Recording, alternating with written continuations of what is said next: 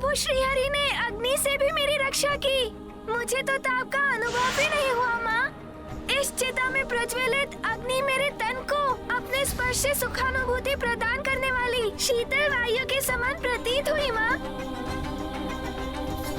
मुझे आशा है माता कि अब तो पिताश्री भी मेरे प्रभु श्रीहरि की लीला की महिमा जान गए होंगे।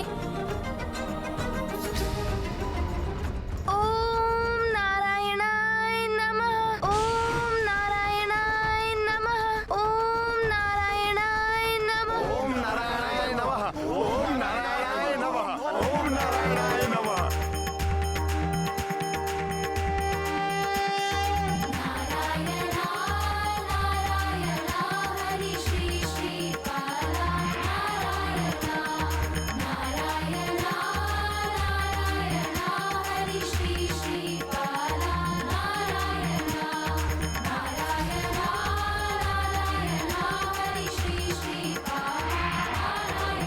बस बस बस,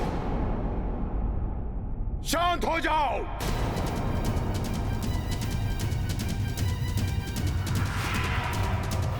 माता, होलिका दहन के साथ ऐसी विचित्र घटना घटने के पश्चात हिरण्यकश्यपु को प्रभु हरि की दिव्यता का मर्म समझ आ ही गया होगा। नहीं पुत्र, दुर्भाग्यवश इस अलौकिक घटना के बाद भी न तो उसने प्रभु की महिमा को माना और न ही अपने आचरण में कोई परिवर्तन लाया। परंतु इस दिव्य घटना के पश्चात प्रत्येक वर्ष उसी रात्रि को होलिका की अग्नि जलाकर समस्त संसार बुराई और पाप के प्रतीक होलिका की दहन की प्रसन्नता मनाता है और आगामी दिवस सभी मनुष्य भांति भांति के रंग एक दूसरे पर छिड़क कर होली के पर्व के रूप में बुराई पर अच्छाई की विजय का उत्सव मनाते हैं। ठीक उसी प्रकार माता, जैसे भक्त प्रहलाद अर्थात साधुता के रक्षित होने और बुराई की प्रतीक होलिका के भस्म हो जाने से आनंदित प्रजा एक दूसरे पर उस चिता की राख छिड़क रही थी। हाँ पुत्र, परंतु भक्त प्रहलाद को जीवित जलाने का प्रयास का घोर अपराध कर हिरण्यकश्यपु अपने पापों का घड़ा लगभग भर चुका था।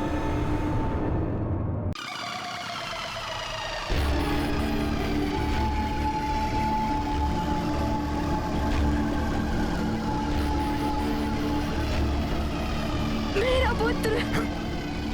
रुक जाइए महारानी। माता, हे नाथ, धधकती ज्वाला से लौटकर आया है मेरा पुत्र। एक बार उसे अपने अंग से लगाकर इस माता को अपना हृदय शीतल कर लेने दीजिए। कदापि नहीं। आप अपने सरल मातृत्व से भ्रमित हो रही हैं महारानी। आपका पुत्र नहीं है ये पितृद्रोही उस मायावी विष्णु का भिन्न रूप है। परंतु मैं आज अपने इस काल रूपी शत्रु को अपने हाथों से मिटा दूंगा।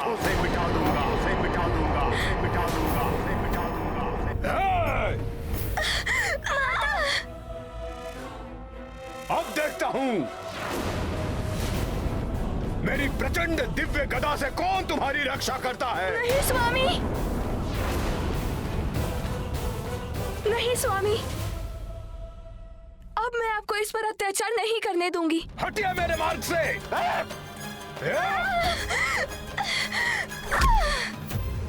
रुक जाओ, रुक जाओ, रुक जाओ, रुक जाओ, रुक जाओ।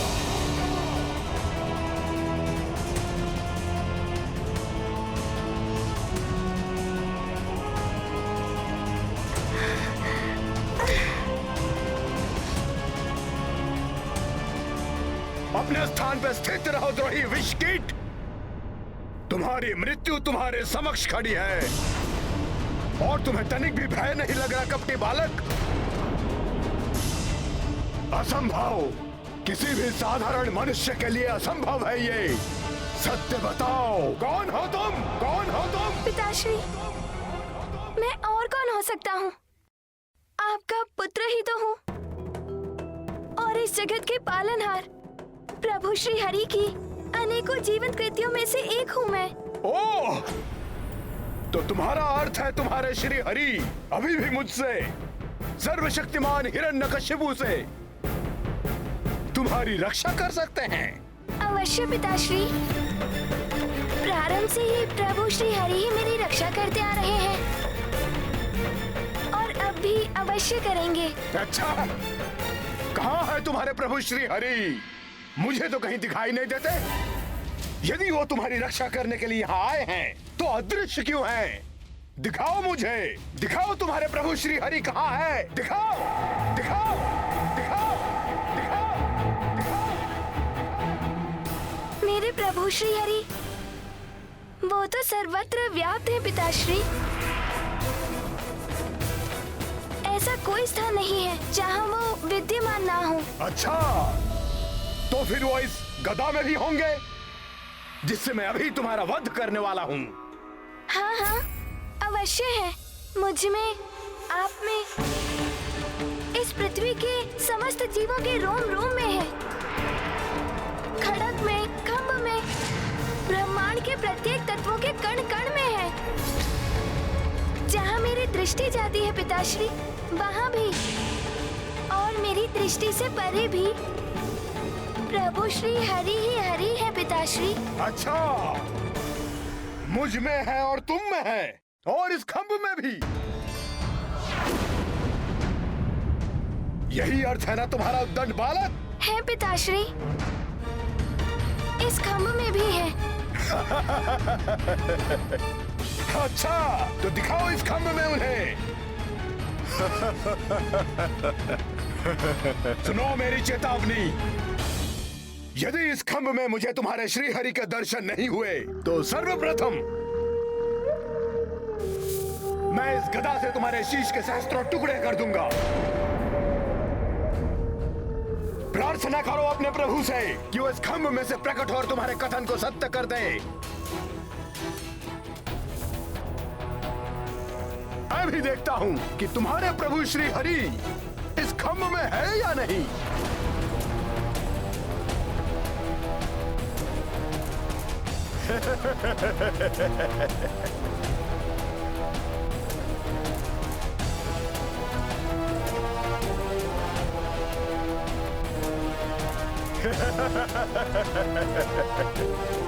इसी खंभ में है ना तुम्हारे प्रभु? ये लो।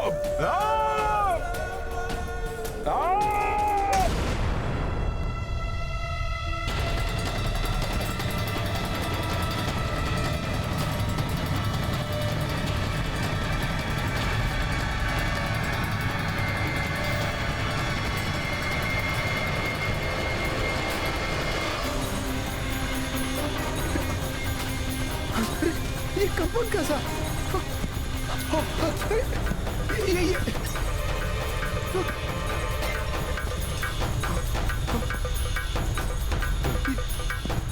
ये क्या हो रहा है?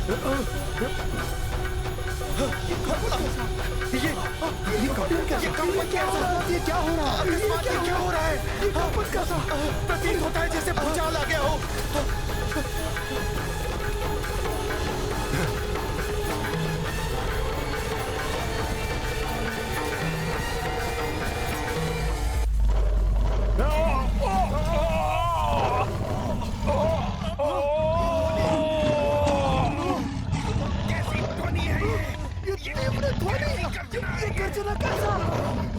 ओम नारायणाय नमः।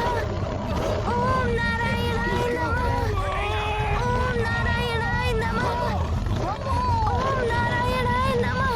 ओम नारायणाय नमः।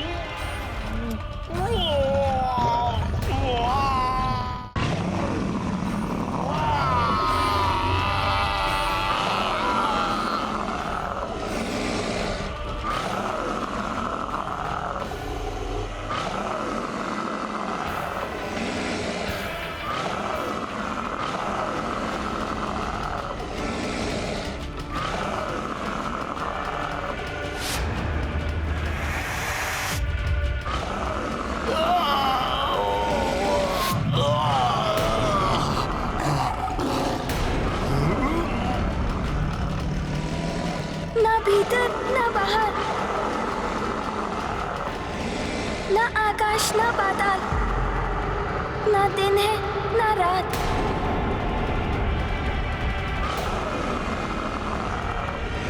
आपका मृत्यु स्थल और मृत्यु का क्षण है ये। तुम्हारी मृत्यु तुम्हारे समक्ष खड़ी है, तुम्हारी मृत्यु तुम्हारे समक्ष खड़ी है। कोई नहीं है मुझसे अधिक शक्तिशाली, मैं हूं सर्वशक्तिमान।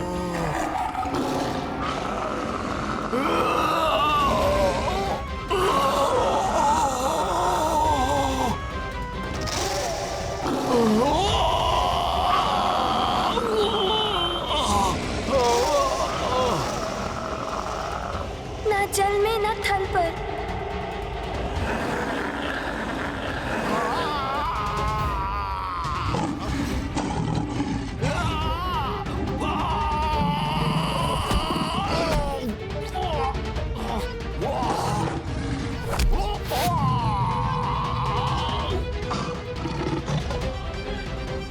ये ना अस्त्र है ना शस्त्र है, परंतु आपकी मृत्यु का साधन है ये।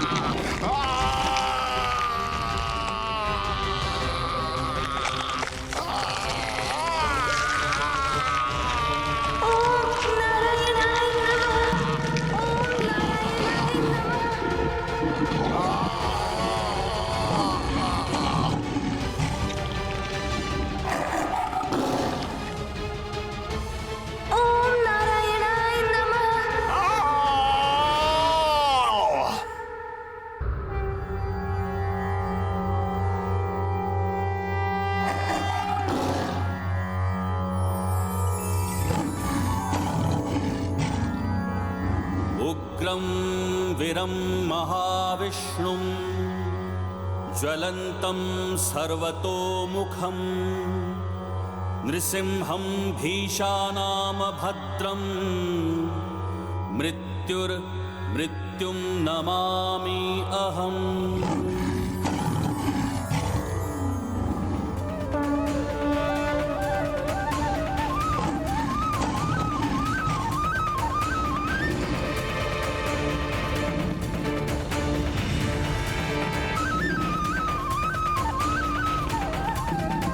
प्रणाम प्रभु।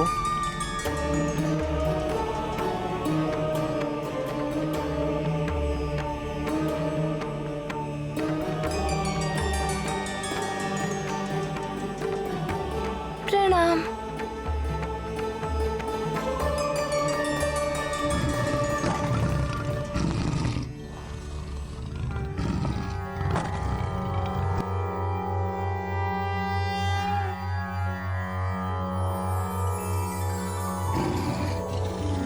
लक्ष्मी नृसिंह करावलंबम श्रीमत्पयोनिधि निकेतन चक्रपाणे श्रीमत्पयोनिधि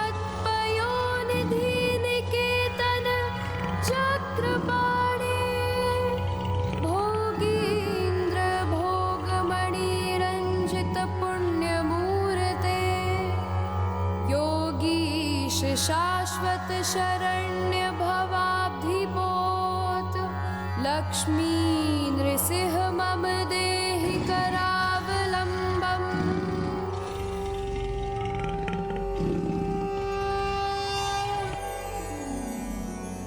लक्ष्मी नृसिंह करावलंबम्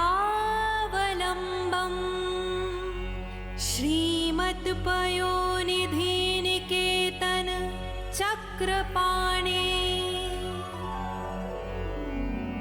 श्रीमत्पयोनिधि निकेतन चक्रपाणे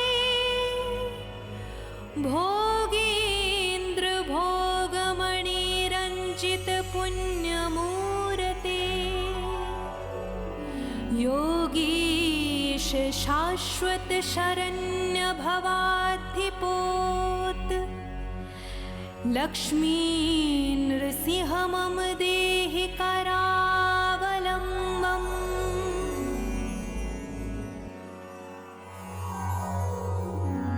ब्रह्मोन्द्र रुद्रं रुदर्ग किरीट कोटि संघट्टितांघ्रि कमलामलकांतिकांत लक्ष्मी लसत्कुच सरोरुह राजहंस लक्ष्मी नृसिंह मम देहि करावलंबम्।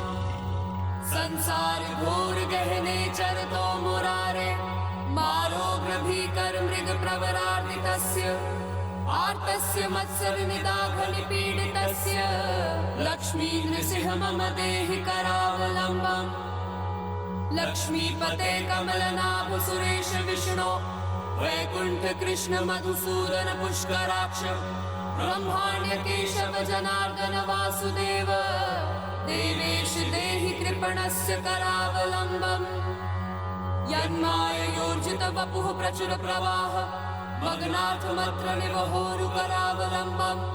लक्ष्मी नृसिंह चरणाब्ज रघुव्रतेन स्तोत्रं कृतं सुखकरं भुवि शंकरेण।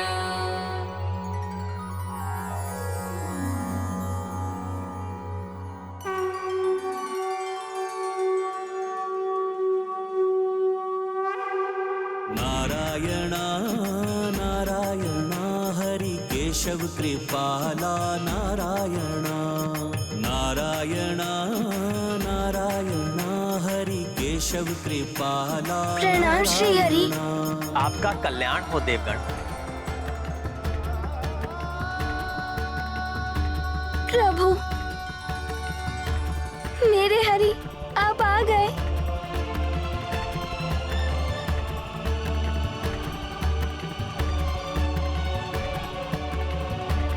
प्रणाम। कल्याण हो वत्स।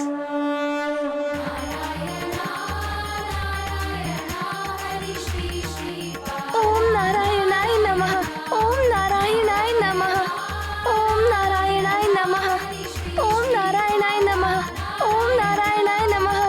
अहंकार सदैव अनुचित है। दुराचारी, अत्याचारी और पापी का अंत भयानक होता है।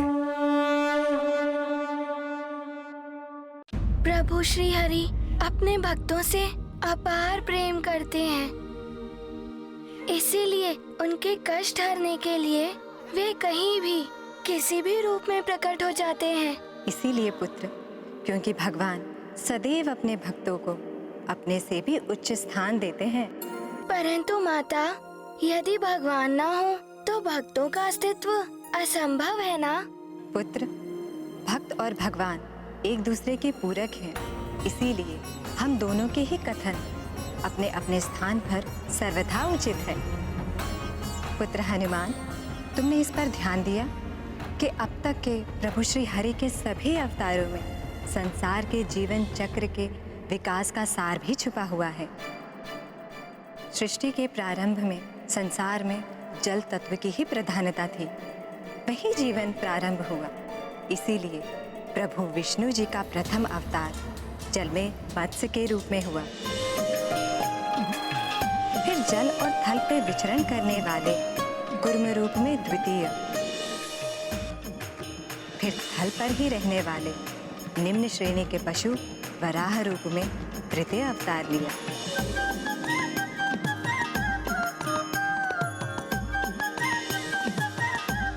फिर नरसिंह अवतार अर्थात पशुओं के राजा सिंह और मनुष्य के सम्मिश्रण से उत्पन्न विलक्षण जीव अर्थात अर्ध सिंह और अर्ध मानव के रूप में प्रभु ने अवतार लिया।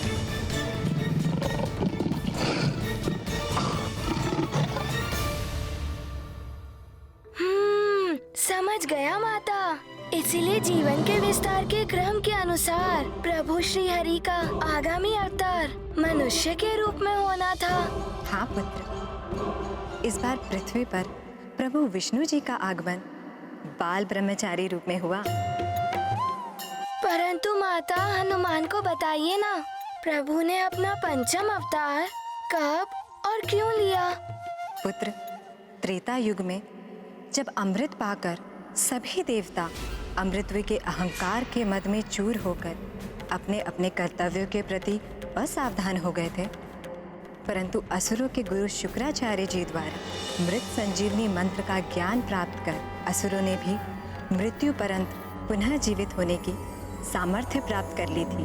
ओम ह्रां जूं सः ओम भूर्भुवस्वः ओम यम्बकं यजामहे ओम तत्सवितुर्वरेण्यं ओम सुगंधिं पुष्टिवर्धनम् ओम भर्गो देवस्य धीमहि ओम उर्वारुकमिव बन्धनान् ओम धियो यो नः प्रचोदयात् ओम मृत्योर्मुक्षीयमामृतात् ओम स्वः ओम भुवः ओम भुः ओम सः ओम जूं ओम ह्रां ओम।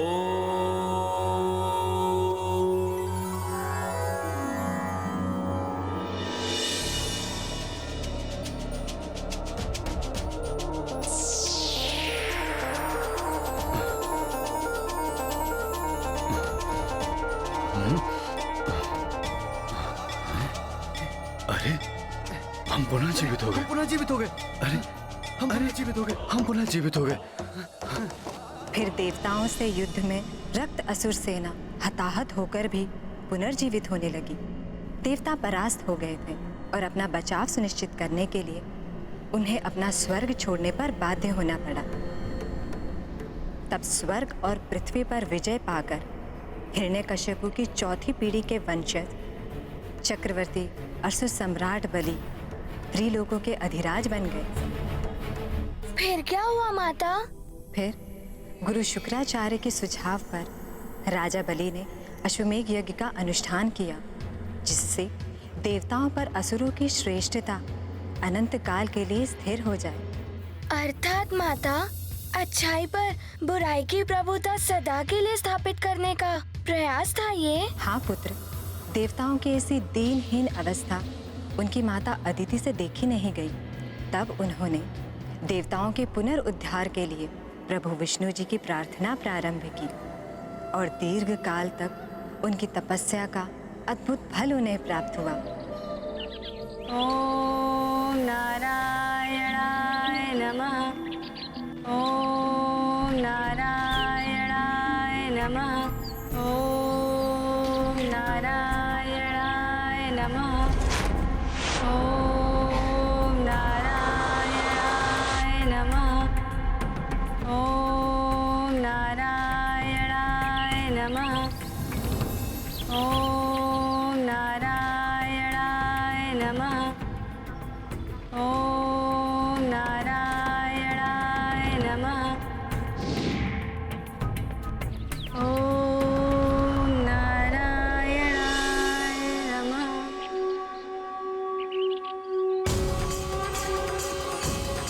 प्रभु प्रणाम श्री हरिनारायण।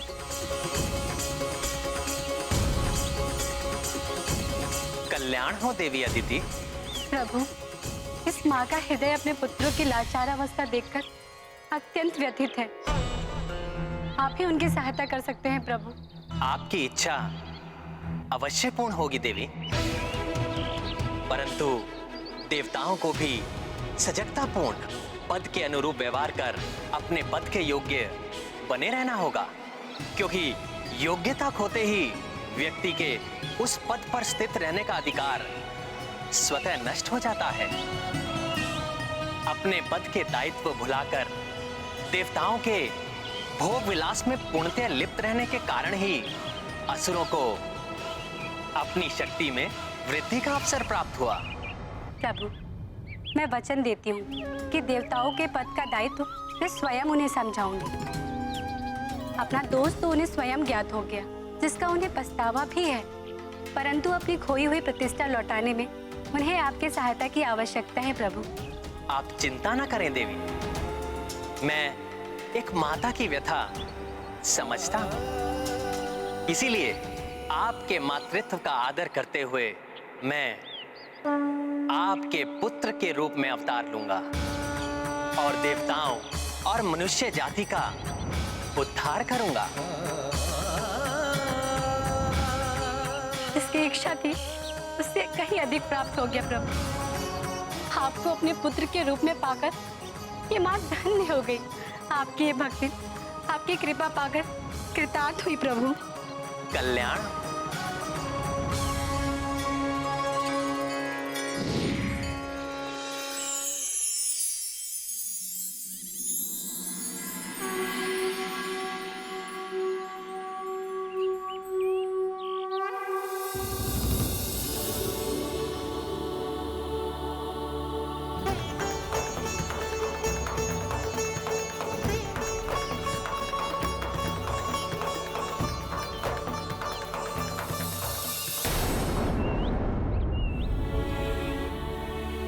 प्रभु श्री हरि का नन्हा सा रूप कितना मनोहर हुआ होगा ना माता। परंतु उनके इस अवतार को क्या नाम मिला और इसके उपरांत क्या हुआ? पुत्र स्वयं स्वामी अर्थात ब्रह्मा जी द्वारा प्रभु विष्णु जी के इस रूप का नामकरण हुआ और जगत में प्रभु विष्णु जी का यह रूप वामन नाम के अवतार से प्रसिद्ध हुआ। माता, हनुमान ये समझ नहीं पा रहा है कि एक नन्हे से बालक के रूप में प्रभु विष्णु जी समस्त देवताओं को पुनः स्वर्ग लौटाने में कैसे सहायक बने। उस पराक्रमी योद्धा चक्रवर्ती असुर सम्राट बलि से युद्ध कैसे किया उन्होंने? यदि व्यक्ति का उद्देश्य शुद्ध एवं धर्मोचित हो तो व्यक्ति के दोष भी उसकी शक्ति बन जाते हैं। इसीलिए किसी की क्षमता का आंकलन कभी भी उसके कद या उसकी शारीरिक बनावट से कदापि नहीं करना चाहिए, अन्यथा इस त्रुटि का भारी मूल्य चुकाना पड़ सकता है। और ऐसी ही भूल चक्रवर्ती असुर सम्राट राजा बलि भी कर बैठा। कैसी भूल माता? जब राजा बलि गुरु शुक्राचार्य के निर्देशानुसार उनकी देखरेख में अश्वमेध यज्ञ का आयोजन कर रहे थे और यज्ञ की पूर्ति में ब्राह्मणों को दान देने की एकमात्र अंतिम रीति शेष थी, तब प्रभु विष्णु जी के वामन अवतार ने यज्ञ वाटिका में प्रवेश किया।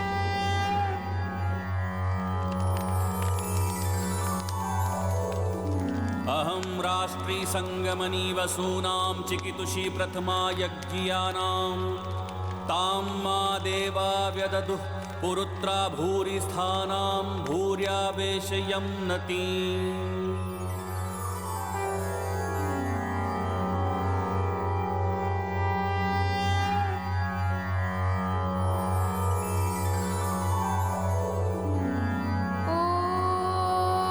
सहनावतु सहनो भुनक्तु सह वीर्यं करवावहे तेजस्विनावधीतम् अस्तु मा विद्विषावहे।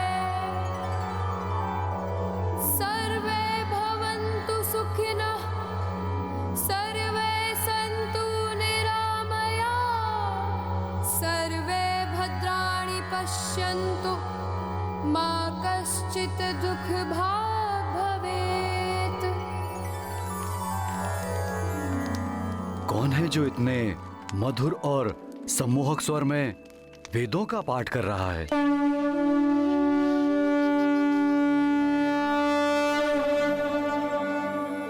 प्रणाम ब्राह्मण श्रेष्ठ। आप जैसे दिव्य ज्ञान संपन्न अद्भुत अलौकिक व्यक्तित्व के मेरे इस अश्वमेध यज्ञ के आयोजन में पधारने से मैं राजा बलि कृतार्थ हुआ। मुझे विश्वास है आपकी कृपा से मेरा ये यज्ञ अवश्य सफल होगा। परंतु सर्वप्रथम इतना बताने की कृपा अवश्य करें कि आप कौन हैं। ब्राह्मण श्रेष्ठ, अपना परिचय देने की कृपा करें। अपना नाम बताएं विप्रवर। राजन, संसार के समस्त नाम मेरे ही तो हैं। कौन सा नाम बताऊं आपको? वैसे भी व्यक्ति की पहचान उसके कर्मों से होती है, नाम से नहीं। इतना बताने की कृपा करें ब्राह्मण श्रेष्ठ कि आप आए कहां से हैं, आपका निवास कहां है? बाल ब्रह्मचारी का कोई ठौर कहां, जहां उसके पग थम जाते हैं वही उसका गांव हो जाता है। राजन, तो मैं आपको कैसे बताऊं कि मेरा निवास कहां का है? हाँ, आप यह अवश्य कह सकते हैं कि मैं समस्त ब्रह्मांड का हूं और संपूर्ण ब्रह्मांड ही मेरा निवास स्थान है। आपका कथन सर्वथा उचित है ब्राह्मण श्रेष्ठ। हे विप्रवर, अपने यज्ञ को पूर्ण करने हेतु मैं दान कर पुण्य लाभ प्राप्त कर रहा हूं। आप आज्ञा दें, मैं आपके लिए क्या प्रस्तुत करूं?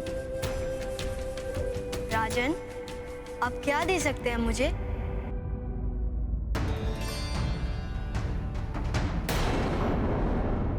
राजन, आप क्या दे सकते हैं मुझे? बहुमूल्य रत्न, मूल्यवान आभूषण, रथ, वस्त्र, खेत, आपके रहने हेतु प्रासाद, संपूर्ण ग्राम, सुंदर सेविकाएं, जो आपकी इच्छा हो मांग लीजिए। मैं सहर्ष आपको प्रदान करूंगा। भोग विलास की इन वस्तुओं का मेरे लिए क्या उपयोग राजन? धन, संपत्ति, वाहन इत्यादि सांसारिक क्रियाकलाप में लीन मनुष्यों की आवश्यकताएं पूर्ण करते हैं। मैं ठहरा एक बाल ब्रह्मचारी। आपका विनम्र प्रस्ताव पाकर मैं आपका कृतज्ञ हूँ राजन, परंतु जिनका भी आपने नाम लिया उन्हें स्वीकार नहीं कर सकता। परंतु मेरे द्वार से आप जैसा बाल ब्रह्मचारी तपस्वी रिक्त हाथ वापस कैसे जा सकता है? ऐसा कैसे संभव है? कुछ तो होगा जिसकी आपको आवश्यकता हो और मैं दान कर सकूं। आपकी जो भी इच्छा होगी मैं सहर्ष प्रदान करूंगा। तो राजन, यदि आप कुछ देना ही चाहते हैं तो मैं आपसे वो सब दान में मांगता हूँ जो मेरे 3 पग में समा जाए, 3 पग में समा जाए, 3 पग में समा जाए, पग में समा जाए।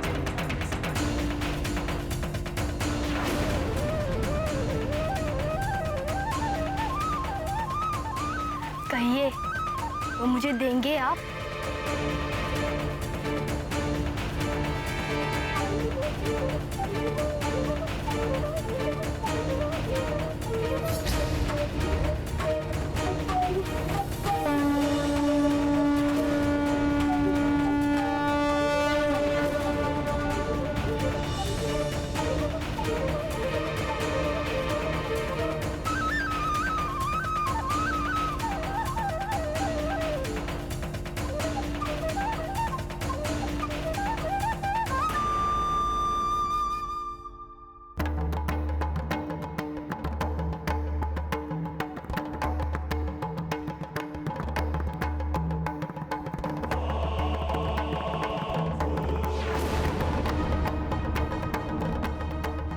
राजा बलि रुक जाइए, राजा बलि रुक जाइए, बलि रुक जाइए, रुक जाइए।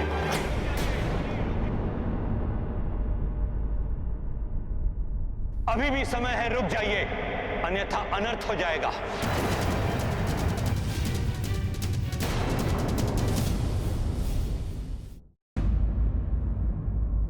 सोचिए राजन, आप तीनों लोगों के सम्राट महान दैत्यराज बलि, जो संसार में कोई भी वस्तु देने में समर्थ है, उनसे मात्र 3 पग में समाने योग्य वस्तुएं कैसे मांग सकता है? गुरुदेव, आप तो स्वयं जानते हैं ऋषि मुनियों के कुछ संकल्प होते हैं, वो उन संकल्प से अधिक कुछ नहीं मांगते। आप समझ नहीं रहे हैं राजन। मैं पूर्ण विश्वास के साथ कह सकता हूं कि ये कोई अन्य नहीं, श्री हरि विष्णु देव है। श्री हरि विष्णु देव?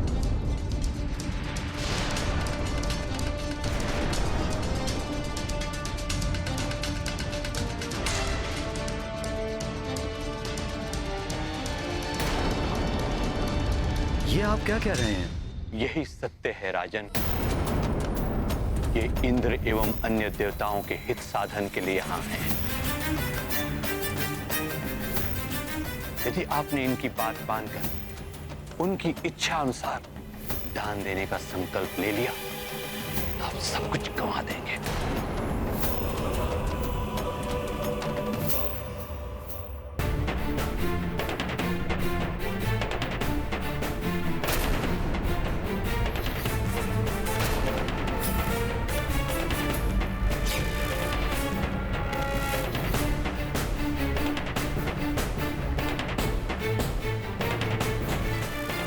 जो अपने गुरु पे विश्वास करता है उसका कभी अहित नहीं होता।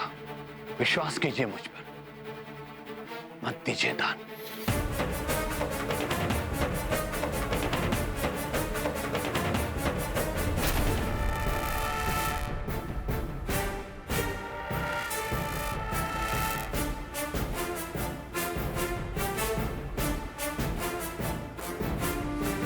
यदि आपकी बात सत्य है तो ये स्वयं दाता हैं, इन्हें कोई क्या दान देगा? सोचिए गुरुदेव, संपूर्ण संसार जिनके समक्ष हाथ फैलाए खड़ा रहता है, वे आज मेरे समक्ष हाथ फैलाए खड़े हैं। स्वयं प्रभु का हाथ नीचे और मेरा हाथ ऊपर। संसार में ऐसा सौभाग्य तो कदाचित ही किसी को प्राप्त हुआ होगा। ये आपका सौभाग्य नहीं दैत्यराज, दुर्भाग्य होगा। नहीं गुरुदेव, इतिहास के स्वर्णिम अक्षरों में ये लिखा जाएगा कि एक दैत्यराज ऐसा भी था जिसने स्वयं प्रभु को दान दिया।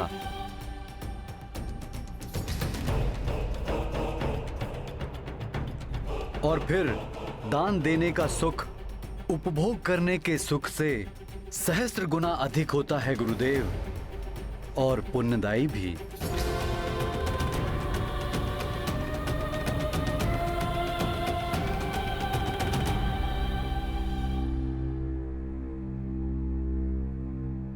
इस विलंब के लिए क्षमा करें विप्रवर। मैं दान देने का संकल्प लेने के लिए प्रस्तुत हूं। आप पुनः सोच लीजिए, क्या आप उतना ही चाहते हैं जो आपके 3 पग में समा जाए?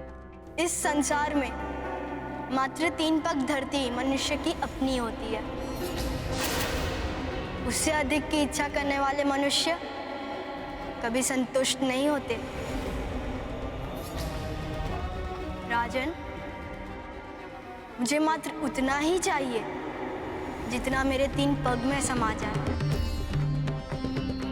नहीं, मैं ऐसा नहीं होने दूंगा।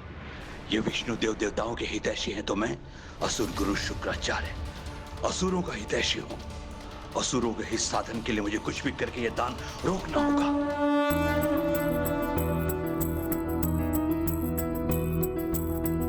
देव प्रतिष्ठा असुर हरे, तब हरि वामन रूप धरे। जो समेती ना पगमाए, दान बलि वो कर पाए। दैत्य गुरु पहचान करे, विष्णु वामन रूप धरे। रोके हेतु शुक्राचली, दृढ़ संकल्पा किंतु बली।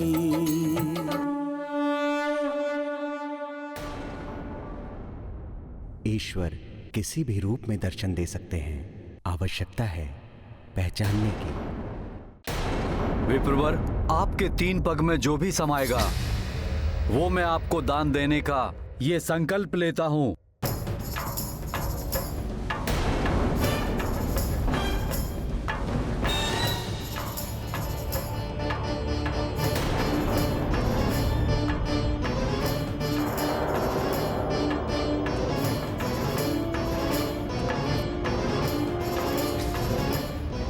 क्षमा करें विप्रवर, कमंडल से जल बाहर नहीं आ रहा है। मैं अभी ठीक करता हूं।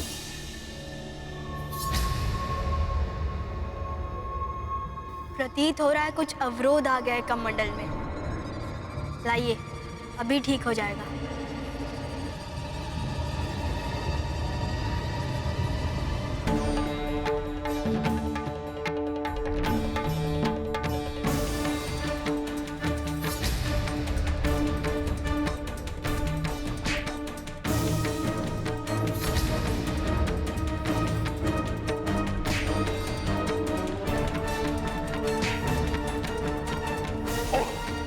ये तृण भी शूल है मेरे इस लघु रूप के लिए।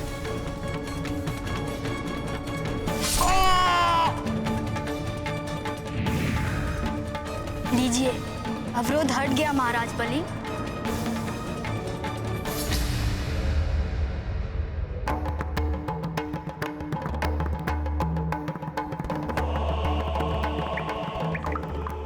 मैं दैत्यराज बलि ये संकल्प लेता हूं कि आपके 3 पग में जो भी जितना भी समाएगा वो सब आपको प्रदान करूंगा, प्रदान करूंगा, प्रदान करूंगा।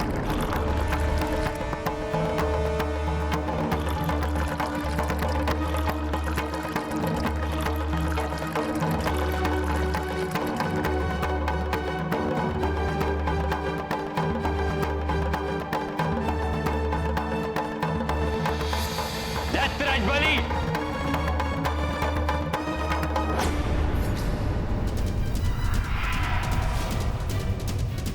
गुरु आज्ञा की अवहेलना करने वाले मूढ़मती, तुम्हारे इस दान को रोकने के प्रयास में मुझे अपना एक नेत्र गंवाना पड़ा। मैं दैत्य गुरु शुक्राचार्य तुम्हें श्राप देता हूं कि असुरों को सदैव देवताओं से पराजित होना पड़ेगा और तुम्हें भी गंवाना पड़ेगा तीनों लोगों को वैभव। संसार के स्वामित्व का ऐश्वर्य छीन जाएगा तुमसे।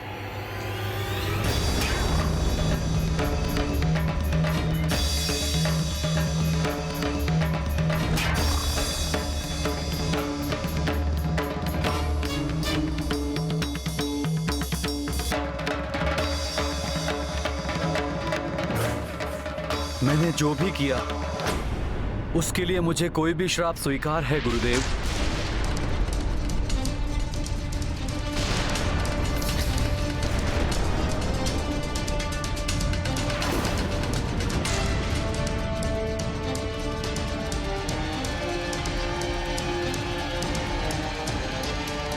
इन्हें सब देकर भी जो मुझे मिलेगा वो अनमोल है। अब मुझे कुछ भी गवाना पड़े मुझे कोई दुख नहीं।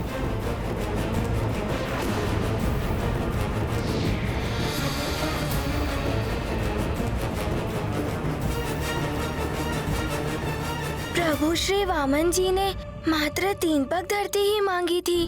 ऐसा क्या हो गया कि गुरुदेव शुक्राचार्य ने महाराज बलि को इतना भीषण शाप दे दिया? हनुमान, कदाचित प्रभु वामन राजा बलि से त्रिलोकों का आधिपत्य नहीं मांगते, क्योंकि तीनों लोगों का शासन राजा बलि ने अपने बल पर प्राप्त किया था। किंतु ईश्वर की लीला हुई और दैत्य गुरु बाध्य हो गए राजा बलि को श्राप देने के लिए। विचित्र है प्रभु की लीला। प्रभु वामन जी ने मात्र 3 पग धरती मांगी थी, फिर कैसे उन्होंने उनसे तीनों लोगों का प्रभुत्व मांग लिया? ये लीला कैसी हुई ये सुनो।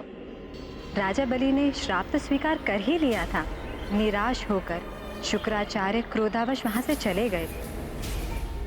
तब प्रभु श्री वामन के समक्ष राजा बलि ने बड़ी विनम्रता के साथ हाथ जोड़कर विनती की। दान प्रक्रिया में इस व्यवधान के कारण जो भी विलंब हुआ उसके लिए मैं क्षमा प्रार्थी हूं विप्रवर। 3 पग के माप में आप जो भी प्राप्त करना चाहते हैं उसे मैं सहर्ष प्रदान करने के लिए प्रस्तुत हूं।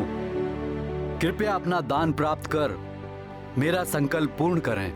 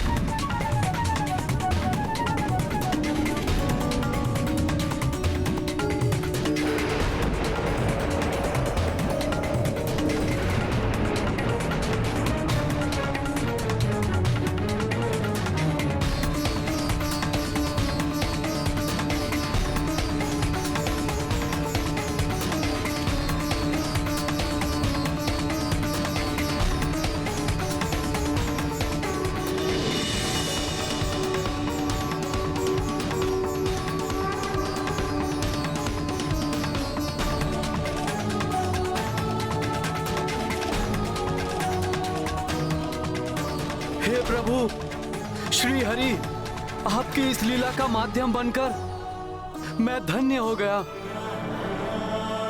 मेरा सब कुछ अर्पण है आपके इन पावन चरणों में।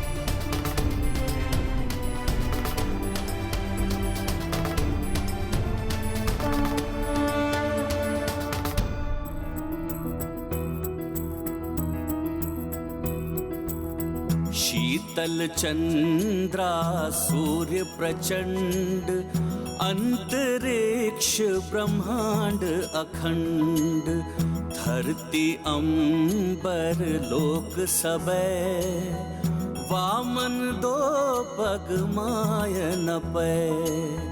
दृश्य हरि ये दर्शाए, दैत्यराज बलि हर्षाए। हरि की लीला हरि जाने, तीजा पग हरि के पे धरे।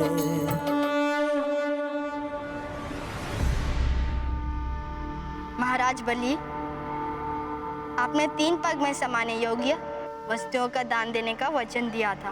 प्रथम पग में तो धरती का माप हो गया, द्वितीय पग में स्वर्ग एवं समस्त लोक सहित संपूर्ण ब्रह्मांड का माप हो चुका है। अब आप ही मुझे बताइए कि मैं अपना तृतीय पग कहाँ रखूं? बताइए राजन, बताइए कहाँ रखूं मैं अपना तृतीय पग? अब मुझे अन्य कोई रिक्त स्थान दिखाई नहीं दे रहा है। प्रभु, अब तो मेरे पास कुछ शेष रहा ही नहीं जो मैं आपके श्री चरणों में अर्पित कर सकूं। किंतु वचन पूर्ण करना है मुझे। अब मेरे पास जो भी शेष रहा है वो मैं स्वयं ही हूं। अतः आप अपना तृतीय पग, अपना पावन चरण मेरे शीश पर रखे प्रभु, रखे प्रभु।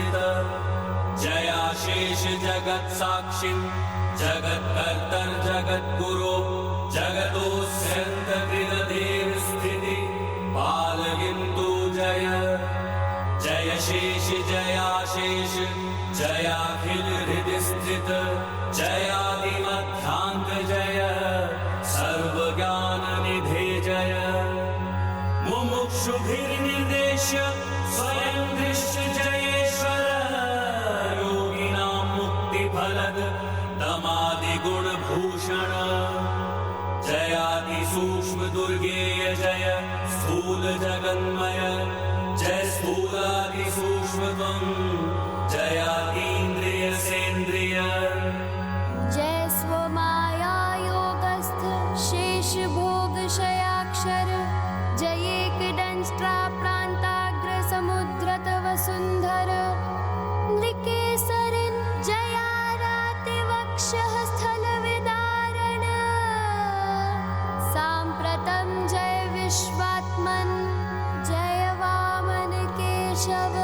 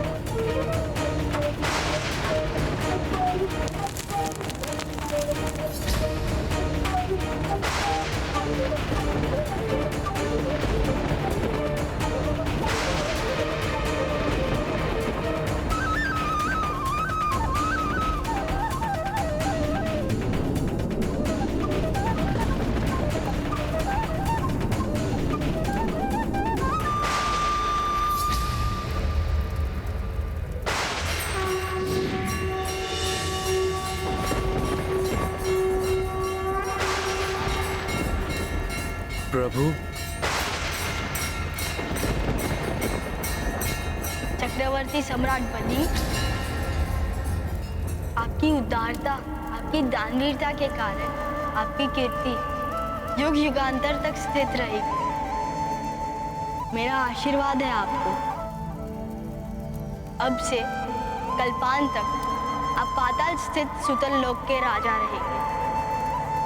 समस्त ऐश्वर्य एवं वैभव सदैव आपके राज्य में अक्षुण्ण बने रहे। मैं स्वयं आपके राज्य की सदा रक्षा करूंगा और भविष्य में अगले स्वर्ग अधिपति इंद्र का पद आपको प्राप्त होगा। आपकी कृपा अपरंपार है प्रभु। मैं धन्य हो गया प्रभु, धन्य हो गया। आपका सदैव कल्याण हो दैत्यराज बलि। इस प्रकार प्रभु श्री नारायण ने वामन अवतार धारण किया। अब तुम बताओ हनुमान, प्रभु के इस पंचम अवतार की कथा से तुमने क्या सीखा? हाँ, प्रथम तो ये कि ईश्वर कभी भी किसी के भी प्रति अन्याय नहीं करते। उनसे जो लिया उससे भी अधिक उत्तम वरदान दिया, यहाँ तक कि इंद्रपद का भी अधिकारी बना दिया। हाँ, सत्य कहा तुमने हनुमान। और द्वितीय? द्वितीय ये माता कि कभी भी गुरुदेव की आज्ञा की अवहेलना नहीं करनी चाहिए। और ये भी गुरुदेव कोई अनुचित कार्य करे तो उन्हें भी गुरु शुक्राचार्य की भांति दंडित होना पड़ता है। हाँ, जैसे उनके एक नेत्र की ज्योति चली गई थी। और अंतिम ये कि दान धर्म निभाने वाले को भी सब गंवाकर बहुत कुछ प्राप्त होता है।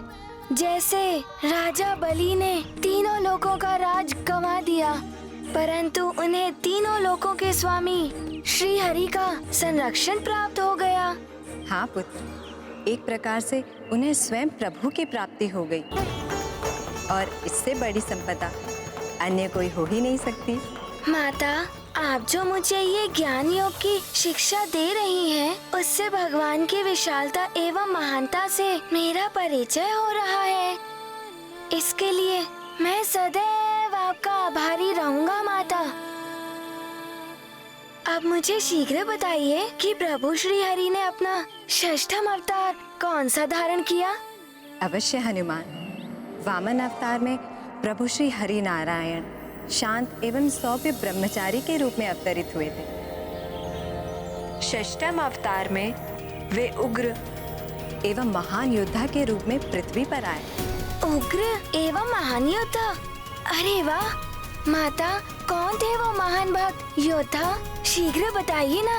उनका जन्म भी त्रेता युग के मध्य में हुआ था, जब हैं वंशी सहस्त्र भुजाधारी महाराज कार्तवीर्य का शासन था, जिन्हें अतुलित शक्तियां प्राप्त हुई थी। अपार शक्तियों के स्वामी होने के कारण उन्हें अपने बल पर अभिमान हो गया था और वो अपनी ही प्रजा पर अत्याचार करने लगे थे। देखा मेरी रानियों, तुम्हारे स्वामी छत्रपति सम्राट शस्त्र अर्जुन कार्तवीर्य की शस्त्र भुजाएं। इस संसार का कोई भी योद्धा इनके आगे पल भर भी नहीं टिक सकता।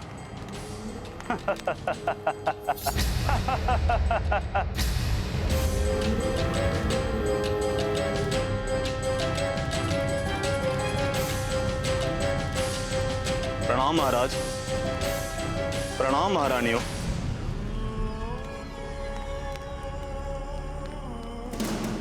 आपकी सेवा में भोजन सामग्री प्रस्तुत है महाराज। सेवकों, ये उचित समय नहीं है यहाँ आने का।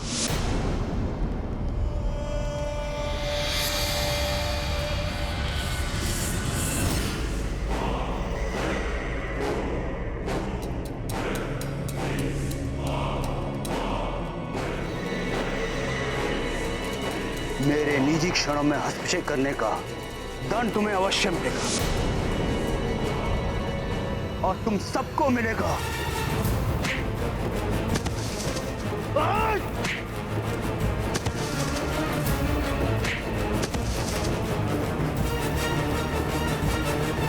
माता, राजा कार्तवीर्य का अपने सेवकों के प्रति ऐसा क्रूर व्यवहार तो अनुचित है ना? पुत्र हनुमान, उन दिनों जितने भी राजा थे वे सब शक्ति और सत्ता के अभिमान में चूर होकर अपनी ही प्रजा एवं सेवकों पर अत्याचार कर रहे थे और उन्हीं के अत्याचारों को रोकने के लिए प्रभु श्री हरि ने ऋषि जमदग्नि एवं उनकी पत्नी रेणुका के 5वें पुत्र के रूप में जन्म लिया। एक ऋषि पुत्र होकर वे एक महान योद्धा कैसे बने माता? और उनको युद्ध कला में किसने निपुण किया? स्वयं प्रभु महादेव ने। उन्हें युद्ध कौशल ही नहीं सिखाया महादेव ने, अपितु अनेक अस्त्र शस्त्र भी प्रदान किए, जिनसे सज्जित होकर वो ऋषि पुत्र महाशक्तिशाली एवं अजय योद्धा बने।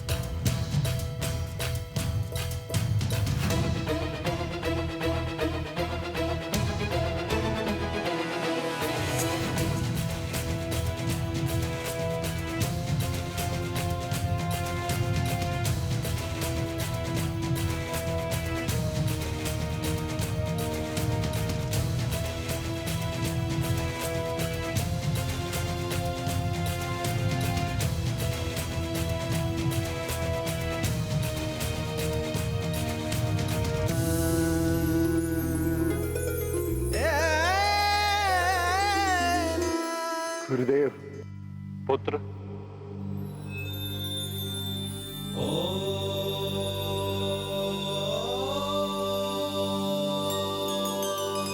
तुमने युद्ध कौशल में अपनी दक्षता का प्रमाण दे दिया है। तुम्हारे कुशल हाथों में आते ही समस्त अस्त्र शस्त्र अपनी पूर्ण क्षमता के साथ अपने लक्ष्य पर वार करते हुए तुम्हारी इच्छा अनुसार संचालित होते हैं।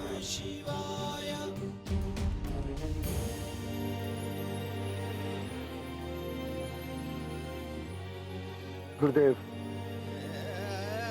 ये मेरी दक्षता नहीं, आपके प्रशिक्षण और आशीर्वाद का फल है। तुम्हारी नम्रता प्रशंसनीय है पुत्र। अब तक मैंने तुम्हें अनेक अस्त्र शस्त्र प्रदान किए हैं, किंतु अब तुम्हारा प्रशिक्षण सफलतापूर्वक संपन्न होने के उपलक्ष्य में मैं तुम्हें वो शस्त्र प्रदान करूंगा जिसे आज तक किसी ने भी शस्त्र के रूप में प्रयोग नहीं किया है।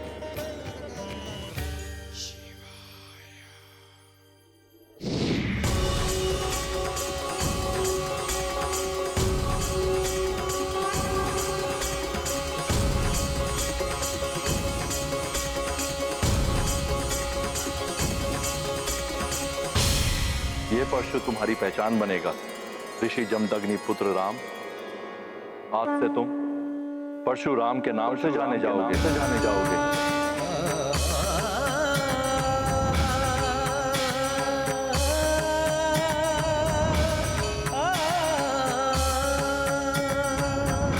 ईश्वर की प्रत्येक लीला में सृष्टि का कल्याण छिपा होता है। ये परशु तुम्हारी पहचान बनेगा। ऋषि जमदग्नि पुत्र राम, आज से तुम परशुराम के नाम से जाने जाओगे।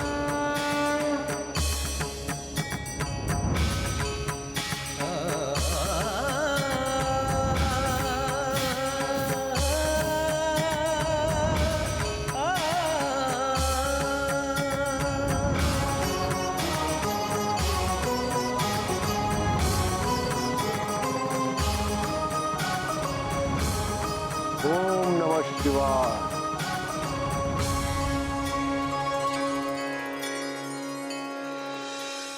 गुरुदेव, आपकी इस विशेष कृपा के लिए आपको कोटि कोटि प्रणाम।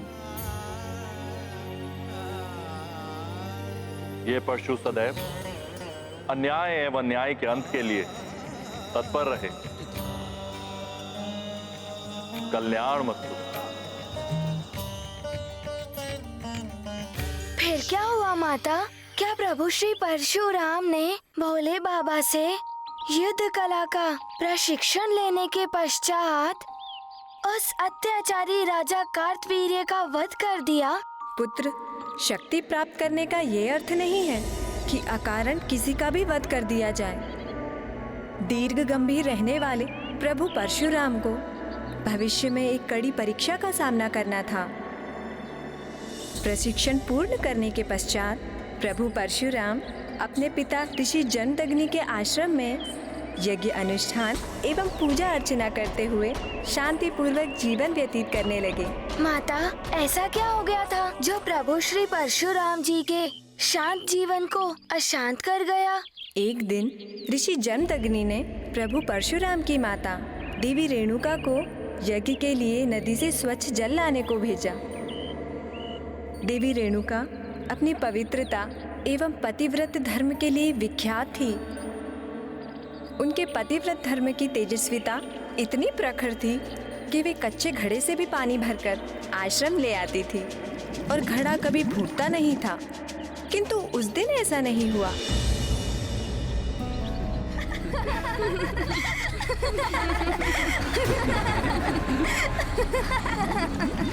इस निर्जन वन में हंसने की ध्वनि।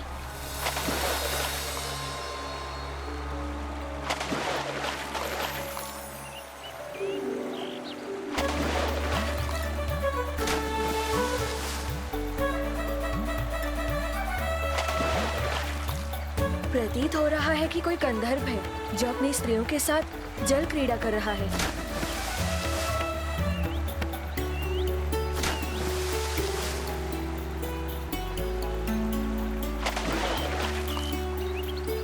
बड़ा ही आनंददायी है इनका ये मनोविनोद।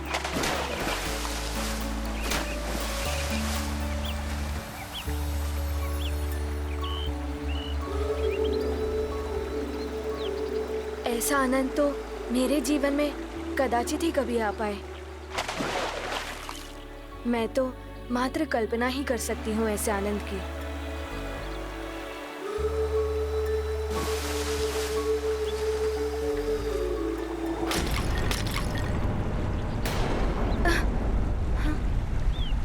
ये क्या हो गया? आज ये घड़ा कैसे फूट गया?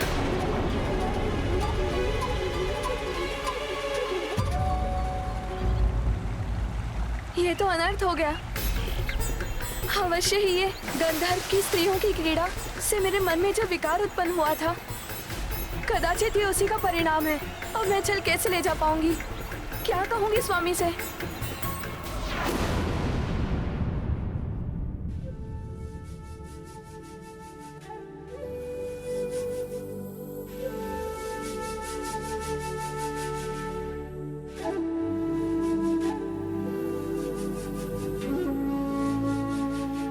इतना विलंब क्यों हो रहा है? देवी रेणुका आज अभी तक जल लेकर नहीं लौटी? पिताश्री, मैं देख कर आता हूँ कि माँ कहाँ रह गई। तुम्हें कहीं जाने की आवश्यकता नहीं है पुत्र वसु। मैं अभी ध्यान योग के द्वारा देख लेता हूँ कि क्या हुआ है।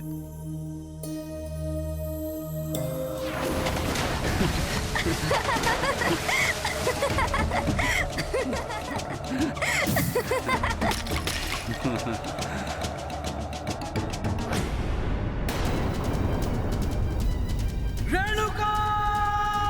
रेणुका!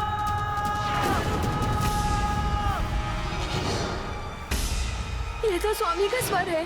प्रतीत हो रहा है कि वो अधिक ही क्रोध में है। कहीं मुझे दंडित ना करे।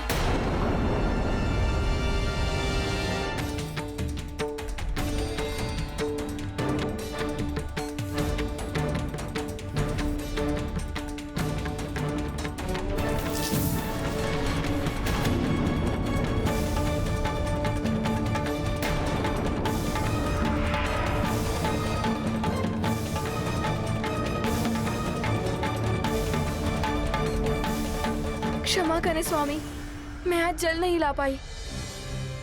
कदाचित घड़ा आज अधिक ही कच्चा रह गया था। घड़ा नहीं, तुम्हारा मन कच्चा था।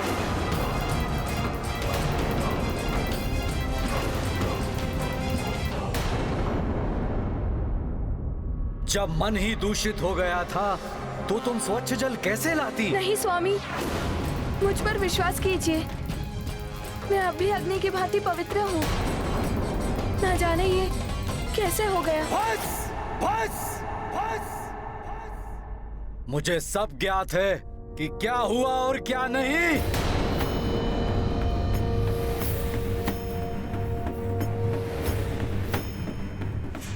रूपवान, सुखेन, वसु, विश्वांस, पुत्रों, ये स्त्री जो तुम्हारी माँ है, इसका मन दूषित हो गया है। सब कुछ जानते हुए भी मिथ्या संभाषण किया है इसने। ये दंड की पात्र है। अतः आगे बढ़ो और अंत कर दो इस स्त्री का।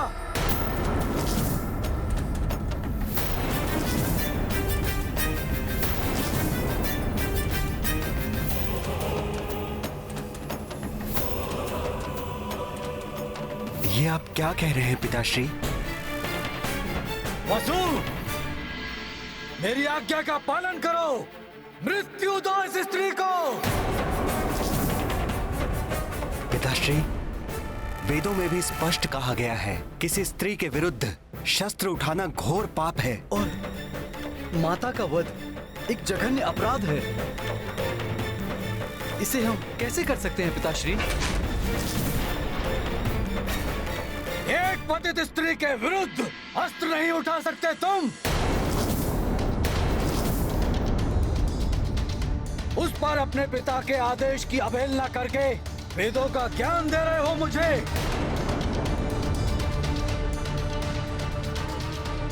वेदों में तो यह भी लिखा है कि अपने पिता की आज्ञा का पालन न करना घोर पाप होता है।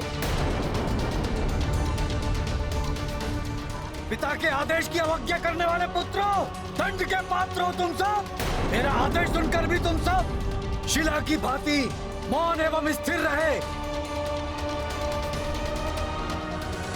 मेरा श्राप है तुम सबको, इसी क्षण शिला में परिवर्तित हो जाओगे।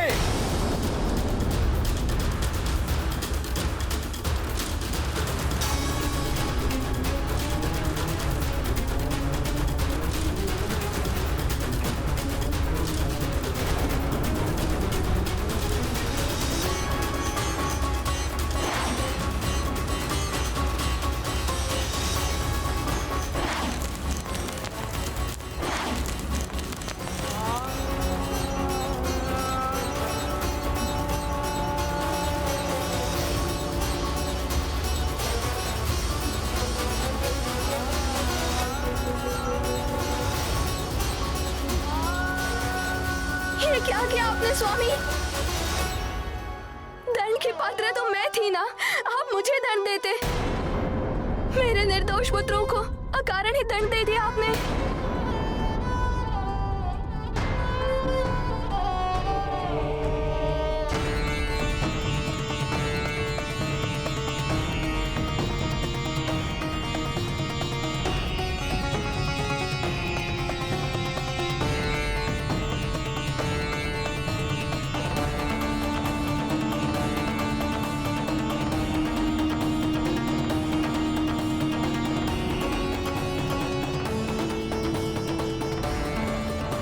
प्रणाम पिताश्री।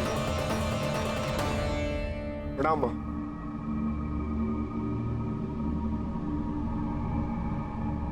ये क्या, मेरे सभी बड़े भ्राता शिला में परिवर्तित हो गए?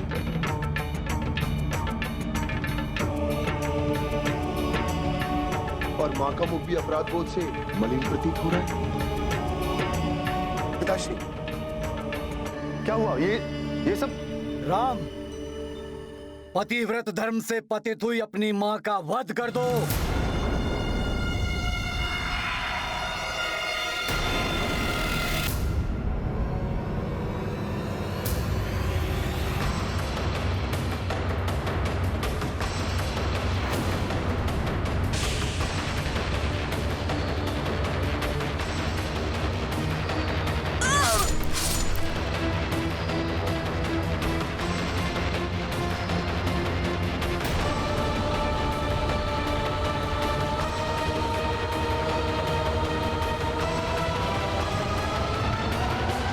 क्या माता, ऐसा कैसे कर सकते हैं प्रभु? उन्होंने अपनी माता का ही वध कर दिया।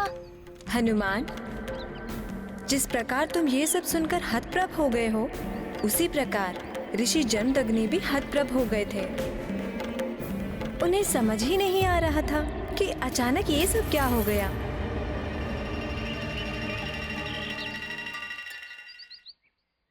ये क्या हो गया राम? मैंने तो क्रोधित होकर आदेश दिया था और तुमने अकस्मात ही। पिता के आदेश का पालन करना पुत्र के लिए सर्वोपरि कर्तव्य होता है पिताश्री। आपने मुझे बाल्यावस्था से यही तो सिखाया है और शास्त्रों में भी यही नीति है। इसीलिए मैंने एक क्षण भी नहीं सोचा। ये जो हुआ दुखद हुआ, किंतु तुम्हारी पितृभक्ति, मेरे प्रति तुम्हारा समर्पण एवं विश्वास अतुलनीय है। मेरे आज्ञाकारी पुत्र राम, तुम अब मुझसे अपनी इच्छा अनुसार वरदान प्राप्त करने के अधिकारी हो गए हो पुत्र। तो वरदान में मुझे मेरी मां का जीवन और मेरे भ्राताओं की पूर्व स्थिति चाहिए पिताश्री। मुझे विश्वास है कि आप अपने तपोबल से उन्हें जीवन प्रदान कर सकते हैं। उचित है पुत्र।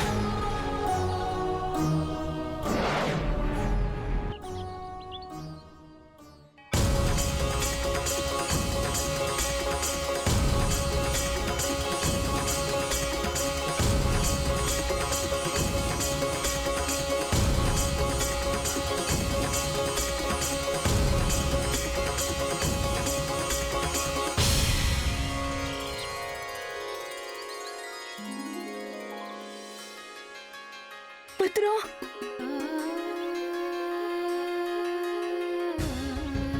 तुम ठीक हो ना पुत्र? हाँ माते।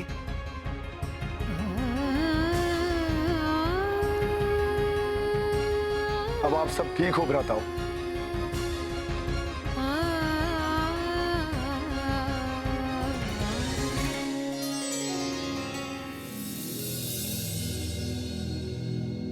माँ,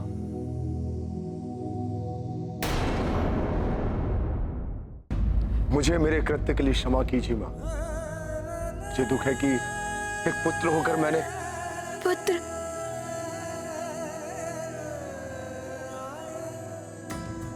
दुखी मत हो पुत्र। कदाचित मेरे मन के विकार को इसी प्रकार मिटना था, किंतु तुम्हारा ये कृत्य संसार में आने वाली सभी पीढ़ी के समक्ष पितृभक्ति का सर्वश्रेष्ठ उदाहरण बनेगा। मेरा आशीर्वाद है तुम्हें, चिरंजीवी भव। जब तक ये संसार रहेगा तब तक तुम्हारा जीवन रहेगा।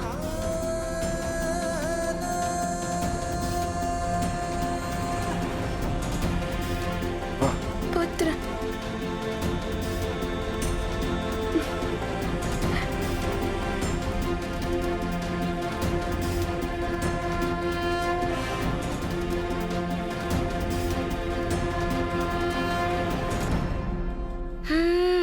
प्रभु श्री परशुराम जी ने बिना विचार किए ऐसा कृत्य कर दिया। मैं तो ऐसे कृत्य के बारे में अपनी कल्पना में भी नहीं सोच सकता माता। परशुराम के ये कृत्य एक पुत्र की कर्तव्य निष्ठा का चरमोत्कर्ष है हनुमान। कि पिता के आदेश का पालन करने में किसी भी प्रकार की सोच विचार की आवश्यकता नहीं होती। उन्होंने जो किया वो कल्पना से परे था, अपितु उन्हें जो प्राप्त हुआ वो कल्पनातीत था। फिर क्या हुआ माता? सहस्त्र भुजाओं वाले राजा कार्तवीर्य से परशुराम जी का सामना कैसे हुआ? ऋषि जमदग्नि अपने परिवार के साथ सुखद समय व्यतीत कर रहे थे। फिर एक दिन प्रभु परशुराम वन में लकड़ियां लेने गए हुए थे। उस समय क्रूर राजा कार्तवीर्य अर्जुन अपनी सेना के साथ उनके आश्रम के निकट से निकला और आश्रम को देख वे अशिष्टता पूर्वक अपने सैनिकों के साथ उसमें प्रविष्ट हो गया। देवी रेणुका ने अपने राजा का सत्कार करने के लिए उन्हें भोजन ग्रहण करने को कहा। उन्होंने स्वयं और अपने संपूर्ण सेना के लिए 36 प्रकार के भोग की मांग कर डाली और देवी रेणुका ने उन्हें उनकी इच्छा अनुसार भोजन कराने का वचन दे दिया। माता, ये देवी रेणुका ने कैसा असंभव सा वचन दे दिया था राजा कार्तवीर्य को। सहस्त्रों लोगों का भोजन, वो भी 36 व्यंजन। ये एक आश्रम में कैसे संभव हो सकता था माता? सहस्त्रों लोगों का भोजन, वो भी 36 व्यंजन। ये एक आश्रम में कैसे संभव हो सकता था माता? पुत्र, तुम्हें स्मरण है मैंने तुम्हें कामधेनु गौ के बारे में बताया था?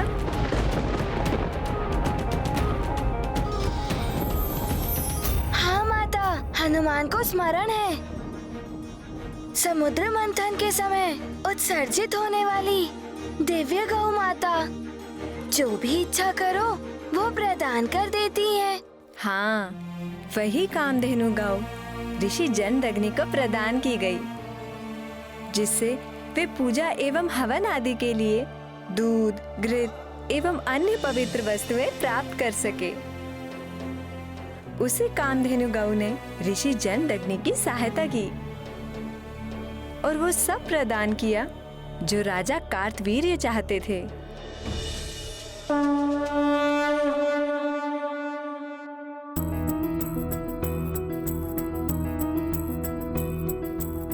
ऋषि नृप का करने सत्कारा, कामधेनु से करे गुहारा। सुरभि गौ देवे मन वांछित, 36 पकवान उपस्थित। पुत्र सहित रेणुका माई थाल अतिथि गण के सजाई, राजन सैन्य बल संग आए, भोज किए और तृप्ति पाए। तो इस दिव्य गौ ने इन्हें ये भोजन सामग्री, आसन आदि प्रदान किए हैं। इसका अर्थ ये है कि ये इच्छा पूर्ति दिव्य गौ है। कुछ भी मांगा जा सकता है इससे। ऋषिवर,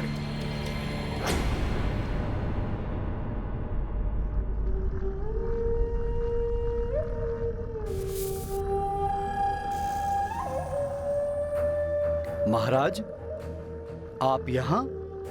आप जैसे आश्रमवासी के लिए इस इच्छा पूर्ति गौ का कोई उपयोग नहीं है, किंतु मैं इसका विभिन्न प्रकार से उपयोग कर सकता हूं। मैं इसके द्वारा इंद्रलोक की अप्सराओं से भी सुंदर अप्सराएं प्राप्त कर सकता हूं। क्या कुछ नहीं कर सकता मैं इससे?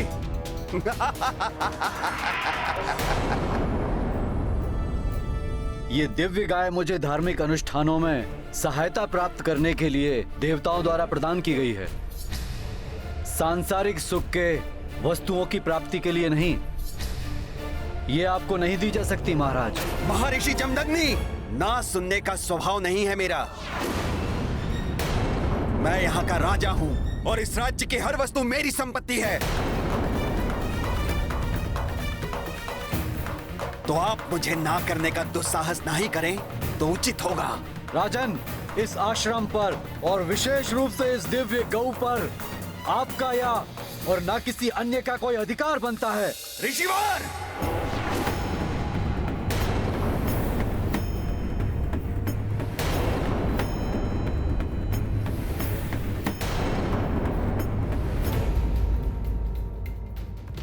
इस दिव्य गौ कामधेनु को कोई भी यहाँ से लेके जा नहीं सकता।